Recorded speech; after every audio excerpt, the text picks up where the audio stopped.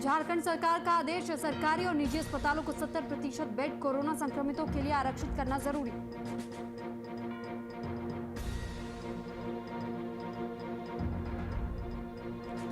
रांची में मनाया मजदूर दिवस, मजदूर संघ ने सरकार पर बोला हमला, मजदूर को मिलने वाली मूलभूत सुविधाओं की मांग की।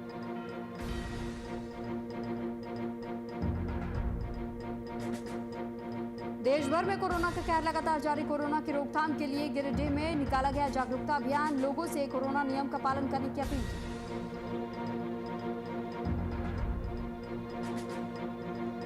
कोरोना के मद्देनजर प्रशासन सख्त, गिरिडीह 3 दुकानों को किया गया सील, नियमों का उल्लंघन करने पर की गई कार्रवाई। नमस्कार, वीआईपी न्यूज में आपका स्वागत है। आपके साथ हाजिर हूं मैं कंचन। कोरोना संकट के बीच सुप्रीम कोर्ट में आज अहम सुनवाई हुई।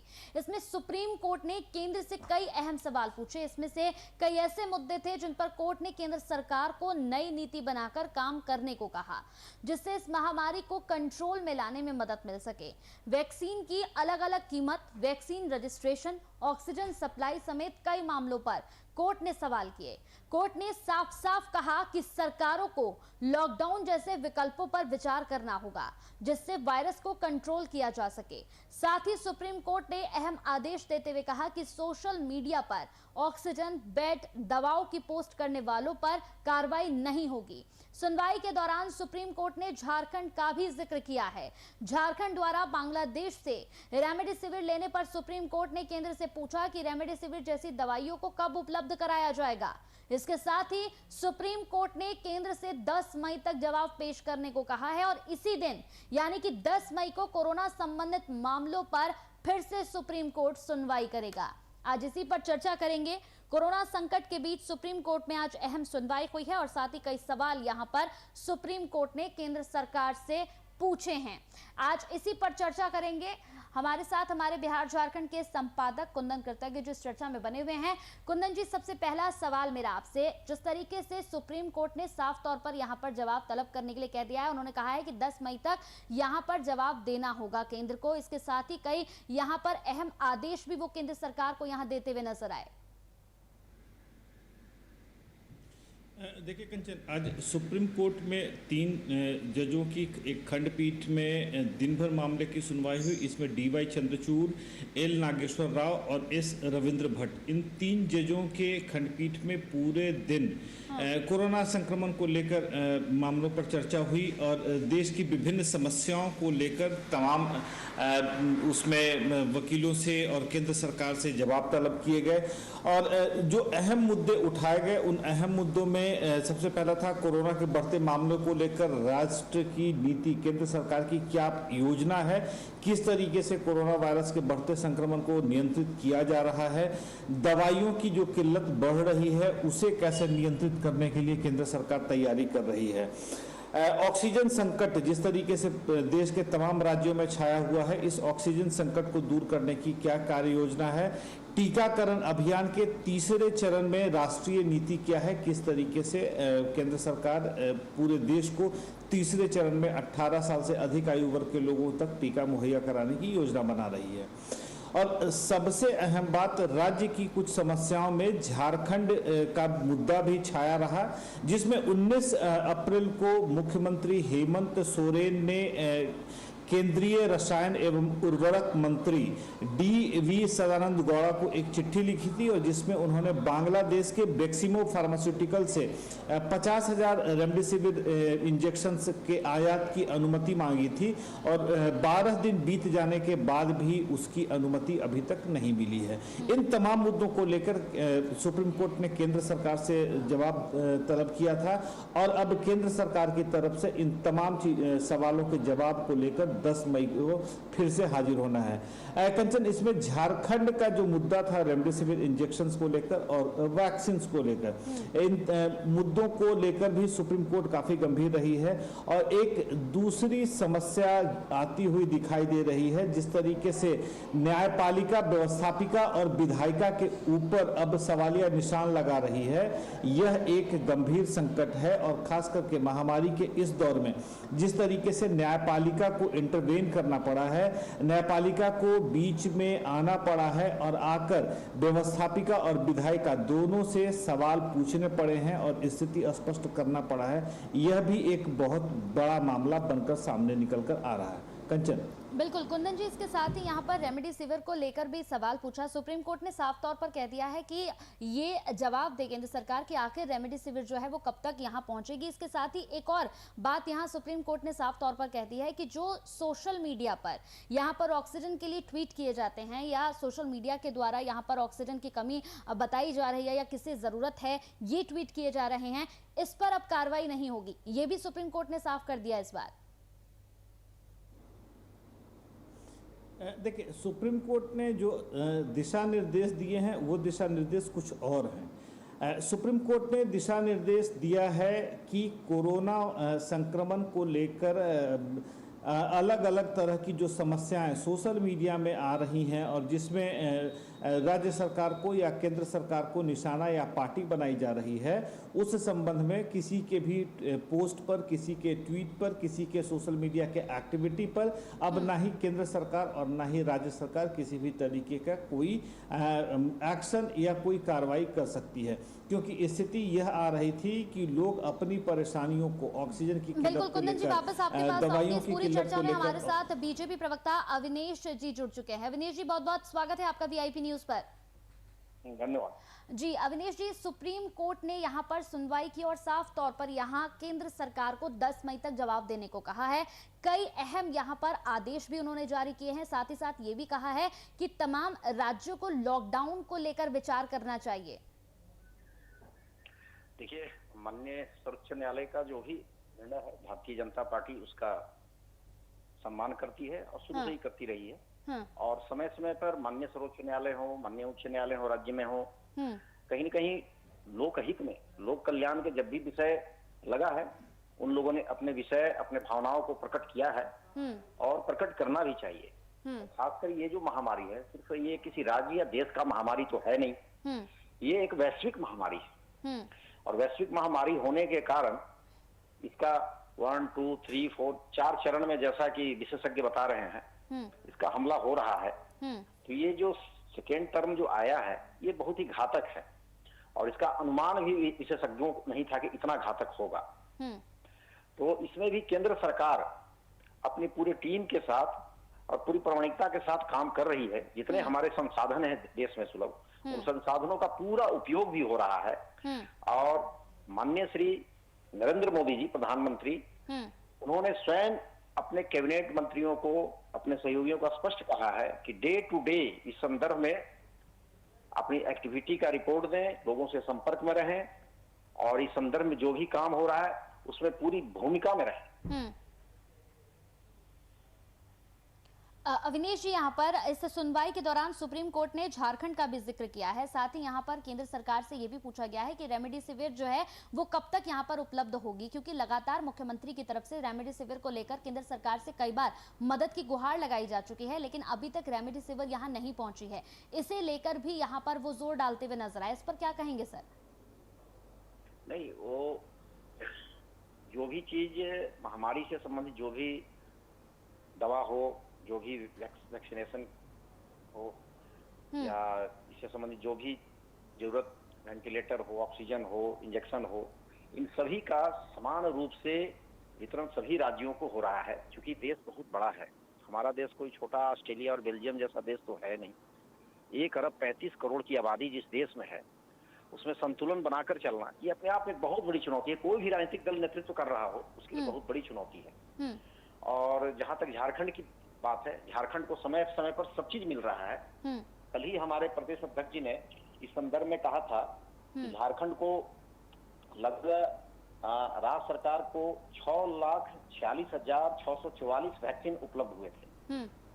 केंद्र ने राज्यों को 15 करोड़ से अधिक वैक्सीनेशन की खुराक निःशुल्क उपलब्ध कराई है। ऐसे कई तथ्य जो आ रहे हैं और ये जो इंजेक्शन वाला विषय, हमको लगता है ये भी सॉल्व हो जाएगा, बहुत जल्द सॉल्व हो जाएगा। अविनेश जी, सब पूरी चर्चा में हमारे साथ बिहार झारखंड के संपादक कुंदन कृतज्ञ जी भी बने हुए हैं। कुंदन जी भी आपसे सवाल यहाँ पर करना चाहेंगे। जी कुंदन जी। अवनीत जी, यह एक सवाल है। जिस तरीके से न्यायपालिका इस कोरोना संक्रमण के दौर में न्यायपालिका को इंटरवेन करना पड़ा है, इसकी क्या वजह समझ आती है? न्यायपालिका को ने केंद्र सरकार से कई सवाल पूछे हैं। इस संक्रमण से रोकथाम के लिए राष्ट्रीय नीति क्या है और किस तरीके से टीकाकरण के तीसरे चरण की को आगे बढ़ाया जाएगा, इन तमाम सवालों के साथ केंद्र सरकार को 10 मई तक हाजिर होना है। ऐसी क्या जरूरत आ गई कि न्यायपालिका को इस पूरे प्रकरण में इंटरवेन करने की नौबत आ गई?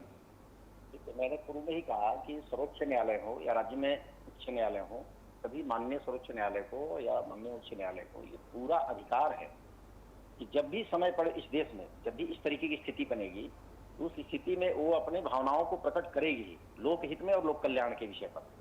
रही बात झारखंड के संदर्भ में या देश के संदर्भ में जो स्थिति बनी है, तो मैंने जो कहा कि देश के पास इतनी बड़ी आबादी है और ये दूसरा चरण का जो आक्रमण हुआ है इस कोरोना का, बहुत भयावह है और इसका विस्तार बहुत तेजी से हुआ है। इसका अनुमान इतना तेजी से विस्तार इस देश में लेगा, इसका नहीं था। और रही बात केंद्र सरकार की अपनी कार्य योजना और नीति की, वो श्री नरेंद्र मोदी जी की नीति और पॉलिसी की ही देन थी कि हमने पहली बार बड़ी कुशलता से देश के संपूर्ण चीजों को एक तरीके से नियंत्रित किया, अर्थव्यवस्था को भी, और देश में महामारी न फैले उसके चैन को भी तोड़ा हम लोगों ने। इसका तो प्रशंसा पूरे विश्व ने किया। अब रहा ये दूसरी बार जो स्थिति बनी है, इसमें भी मुझे लगता है थोड़ा केंद्र सरकार को थोड़ा सहयोग, थोड़ा समय चाहिए, क्योंकि देश की आबादी 1 अरब 35 करोड़ है, कोई सामान्य आबादी नहीं है। और मुझे लगता है सब चीज ठीक हो जाएगा। अवनीश जी, आपने कहा कि पहले चरण में केंद्र सरकार की तारीफ हर तरफ से हुई और हमने बहुत सफलतापूर्वक इस संक्रमण के चेन को तोड़ा है, लेकिन वहीं अब इस संक्रमण के दूसरे दौर में केंद्र सरकार और खास करके प्रधानमंत्री नरेंद्र मोदी की अंतर्राष्ट्रीय स्तर पर भी आलोचना शुरू हो गई है। एक सवाल झारखंड के परिप्रेक्ष्य में, मुख्यमंत्री हेमंत सोरेन ने केंद्रीय रसायन एवं उर्वरक मंत्री डीवी सदानंद गौड़ा को एक चिट्ठी लिखकर बांग्लादेश के बेक्सिमो फार्मास्यूटिकल से 50,000 रेमडेसिविर दवाइयों इंजेक्शन के आयात की अनुमति मांगी थी। 12 दिन बीत चुके हैं, अभी तक उस आयात की अनुमति नहीं मिली है। इसमें केंद्र सरकार को कहीं से कोई परेशानी तो नहीं? राज्य सरकार अपने संसाधनों के जरिए अगर दवाइयों का इंतजाम करना चाहती है तो केंद्र सरकार को आगे बढ़कर हामी भर देने की आवश्यकता भर थी। नहीं, ये तो श्री नरेंद्र मोदी जी ने ही कहा कि राज्य सरकार अपने संसाधन जहां से उनको लगता है उसको उन्होंने खुली छूट दी, उसमें वो तो अच्छा निर्णय हुआ। और इसमें मुझे लगता है कि कहीं कुछ तकनीकी विषय हो सकता है, इसमें किसी प्रकार का कोई भेदभाव का मामला ही नहीं है। केंद्र सरकार और खासकर स्वास्थ्य के मामले में भारतीय जनता पार्टी का सीधा एकदम सही दिशा और स्पष्ट नीति है, किसी के साथ कोई भेदभाव नहीं, क्योंकि हमारा सीधा थ्योरी है कि हम सबका साथ सबका विकास, ये हमारा फॉर्मूला है। इसलिए ये हेमंत सोरेन सरकार या हेमंत जी को भी नहीं मानना चाहिए कि हमारे साथ केंद्र सरकार सौतेलापन व्यवहार कर रही है। सर, व्यवहार से स्पष्ट हो रहा है ना। 19 तारीख को मुख्यमंत्री ने पत्र लिखा है, उस पत्र पर अभी तक सहमति नहीं बनी है। और इससे आगे बढ़ते हुए अगर आपसे बात करूं तो आज की तारीख से 1 मई से 18 से अधिक आयु वर्ग के लोगों का टीकाकरण शुरू किया जाना था और झारखंड में 18 से 44 वर्ष की आयु के लगभग 1.25 करोड़ की जनसंख्या है। उनके टीकाओं को बिना मुहैया कराए हुए इस तरीके से किसी भी कार्य योजना को राज्य सरकार आगे बढ़ाने में सक्षम नहीं थी। और आज तो देश के लगभग 14 राज्यों ने इस संबंध में हाथ खड़े कर दिए हैं कि उनके पास टीका उपलब्ध नहीं है। अब मैंने कल ही कहा था कि हमारे परिचित प्रोफेसर धनबाद में गए, उनको एक इंजेक्शन 3 इंजेक्शन 75,000 रुपए में खरीदना पड़ा। अब सोचिए कि आपकी यहाँ की कानून जो आपका जो हेमंत सोरेन जी की सरकार का जो व्यवस्था है वो कैसा है। अगर केंद्र सरकार आपको इतनी भारी मात्रा में दे देती है, आप उसको संभाल पाएंगे नहीं संभाल पाएंगे, ये भी तो एक समस्या है। मैं तो प्रत्यक्ष उस विषय को सोचकर जब धनबाद से उन्होंने फोन किया कि मुझे एक इंजेक्शन 25,000 रुपए में खरीदना पड़ रहा है, मैं अवाक हो गया। तो मेरी देखिए अवनीश जी, किसी भी सामान या किसी भी चीज का कालाबाजारी तभी होता है जब उस मार्केट में बाजार में उसकी किल्लत होती है। ऐसा नहीं होगा। आपके यहाँ दवाई की कालाबाजारी तो अखबार तो अगर 10 दिन का अखबार आप उठा लीजिए, भयंकर स्थिति है। वेंटिलेटर पड़ा रह गया, वेंटिलेटर का उपयोग आप लोगों ने नहीं किया है आज तक।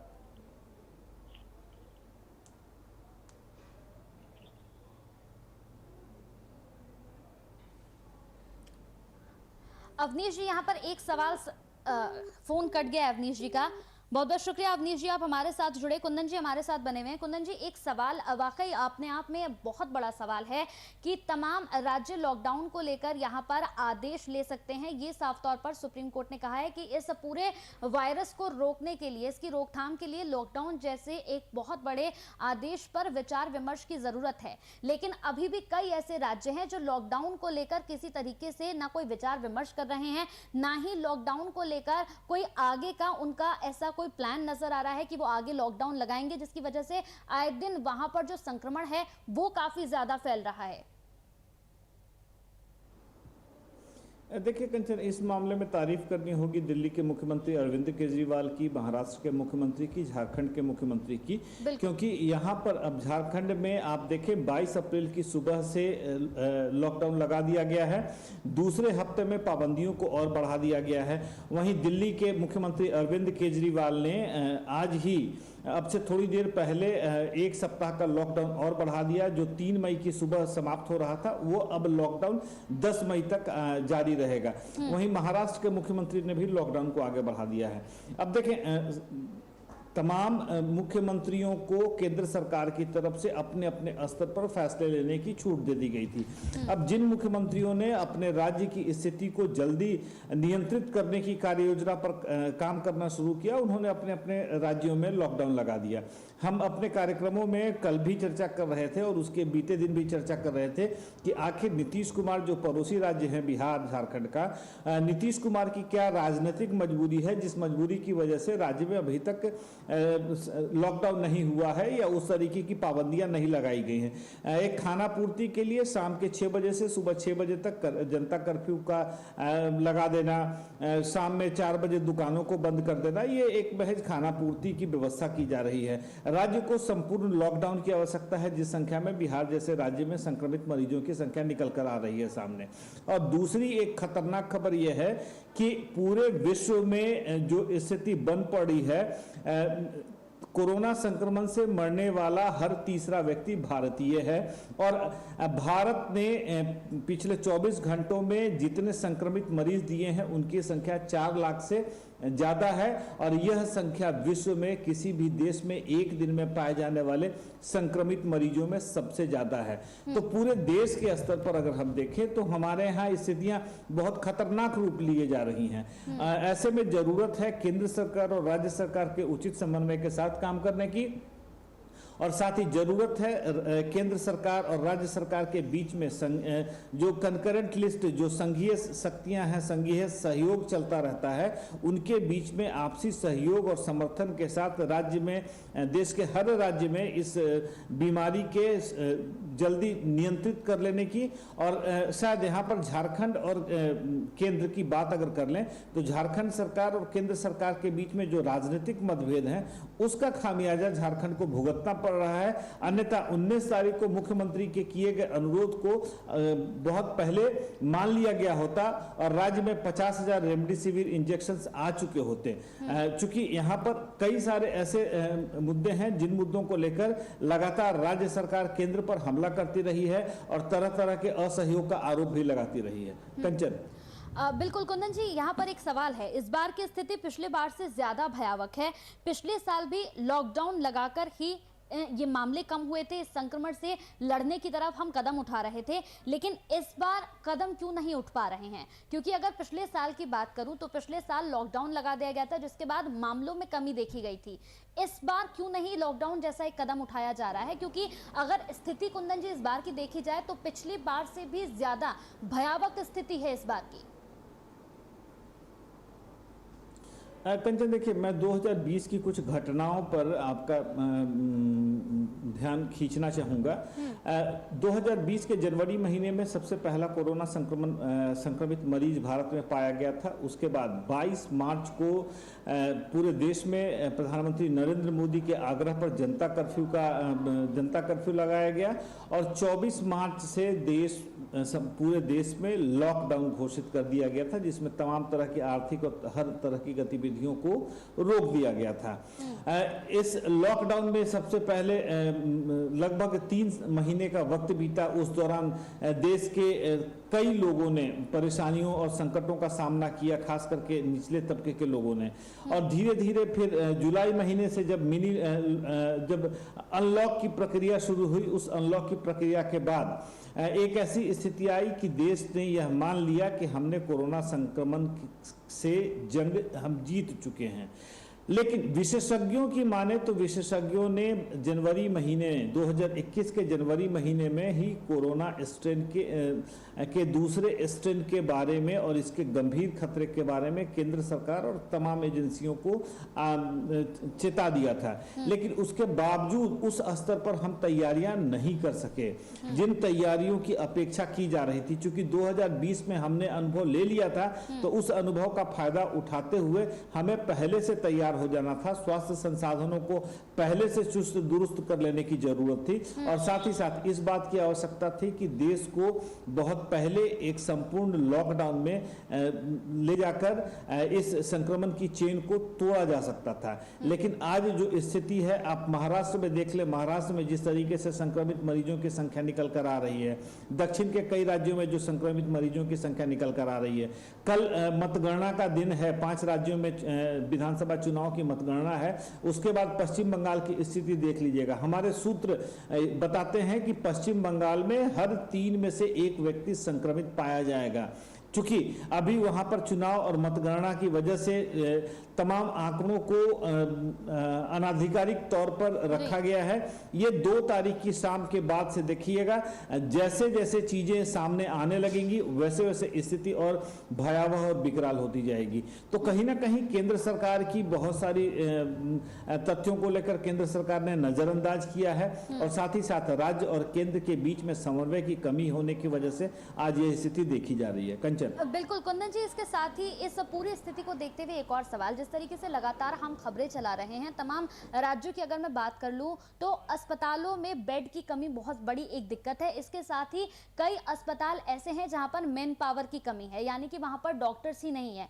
बीच का समय भी यहां पर केंद्र सरकार को मिला था, तमाम राज्यों को भी मिला था, लेकिन उसके बावजूद भी जो एक यहां पर तैयारी होनी चाहिए थी, क्योंकि ये किसी ने नहीं कहा था कि कोरोना जो है वो खत्म हो गया है बिल्कुल और कोरोना वापस लौट कर नहीं आएगा, क्योंकि कुछ मामले सामने लगातार आ ही रहे थे।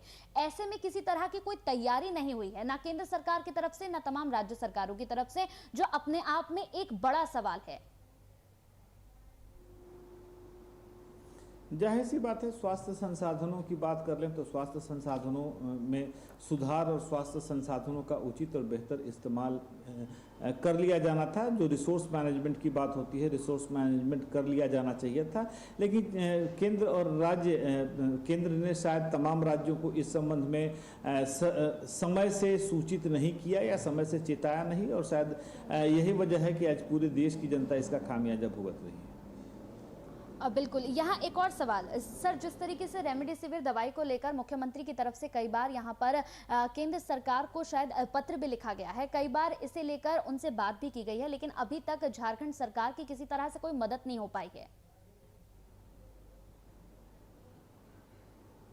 देखिए, इसी को लेकर आज सुप्रीम कोर्ट में सवाल भी किया गया था और रेमडेसिविर की दवाइयों को जब बांग्लादेश से आयात होने की अनुमति नहीं मिली है, तब राज्य सरकार ने दूसरे संसाधनों के जरिए और दूसरे स्रोतों से जरिए इस इंजेक्शन को मुहैया कराने की कोशिश की है और उम्मीद यह की जा रही है कि अगले 2 से 3 दिनों में राज्य में इस इंजेक्शन की जो कालाबाजारी है या इस इंजेक्शन की जो कमी है उसको दूर कर लिया जाएगा। और खास करके मुख्यमंत्री का यह आश्वासन है राज्य की जनता को कि इस इंजेक्शन की कमी की वजह से कोशिश हमारी होगी कि एक भी मरीज की जान ना जा सके। यानी कुंदन जी, 10 मई को कोरोना संबंधित मामलों में एक बार फिर से सुप्रीम कोर्ट सुनवाई करेगा और 10 तारीख को यहां पर साफ तौर पर बोल दिया गया है केंद्र को कि आपको अपना जवाब यहां पर पेश करना है कि क्या कुछ नई रणनीति आपने बनाई है। बहुत बहुत शुक्रिया कुंदन जी, आप हमारे साथ इस पूरी चर्चा में जुड़े और बातचीत आपने की। यहाँ पर सबसे बड़ा और अहम सवाल यही है कि लगातार यहाँ पर कोशिश की जा रही है, प्रयास किया जा रहा है कि कोरोना संकट से हम लड़ सके। सुप्रीम कोर्ट ने अपनी सुनवाई करते हुए भी साफ तौर पर केंद्र सरकार से यहाँ पर जवाब पेश करने को कहा है, यानी कि 10 मई को फिर से सुनवाई होगी कोरोना को लेकर। और क्या कुछ नई रणनीति केंद्र सरकार की तरफ से बनाई गई है, इसे लेकर भी चर्चा होगी। एक और यहां बड़ा अहम सवाल है, सुप्रीम कोर्ट ने साफ तौर पर कह दिया है कि लॉकडाउन को लेकर तमाम राज्य, केंद्र सरकार इस पर मंथन करे और कोई बड़ा अहम फैसला ले जिससे कोरोना वायरस को रोका जा सके, इसके यहां पर दुष्प्रभाव को रोका जा सके। क्योंकि लगातार अगर आंकड़ों की बात करें तो आंकड़े बढ़ रहे हैं, घट नहीं रहे हैं। वीआईपी न्यूज लगातार आपसे अपील कर रहा है, अपना ख्याल रखें, सोशल डिस्टेंसिंग का पालन करें और मास्क का इस्तेमाल जरूर करें। इसी के साथ वीआईपी न्यूज में मेरे साथ इतना ही। नमस्कार।